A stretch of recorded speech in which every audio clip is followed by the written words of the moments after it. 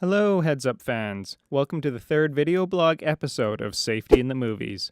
The film I'm going to talk about this time is 2015's Mission Impossible 5 Rogue Nation, the latest installment in Tom Cruise's espionage action film series. Cruise reprises his role as Impossible Mission Force agent Ethan Hunt and goes on another globe-trotting adventure to stop villainous people with bad intentions. While undertaking this work, Ethan Hunt finds himself in some dangerous situations that could have been made a little less dangerous by following some safety precautions. We'll start with this scene. Ethan is in the process of trying to board this departing plane. Typically, if you wish to board any sort of vehicle, your chances of doing so successfully are increased if the vehicle is not moving. Ethan decides to board this plane anyway, by leaping onto its wing. Ethan has left the relative safety of being on solid ground and is now at height, with no safety restraint equipment or protective barriers, on a slightly slanted surface that is moving.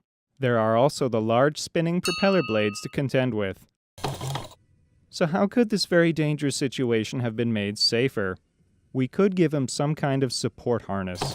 That would catch him if he fell. A guardrail would also do wonders here as an extra measure of protection. The fun doesn't stop for Tom Cruise's character. Having successfully made it onto the plane, he hasn't yet made it inside and is locked out. Ethan asks his other spy friends to remotely open the plane's door for him, and before you know it, the plane is taken off. I find this part particularly interesting because Cruise is said to have performed this stunt of hanging onto the side of the plane by himself. Of course, he did have a little help from his friend, Mr. Safety Harness, which was tucked underneath his jacket and connected to the door. It was reported the biggest danger was not Cruise plummeting to his doom, or the camera dislodging in flight and crashing into him, but actually small debris being whipped up into the air by the propellers and striking Cruise in the eyes. He really should have been wearing safety goggles, but, I later discovered, Cruise wore protective contacts for filming this scene.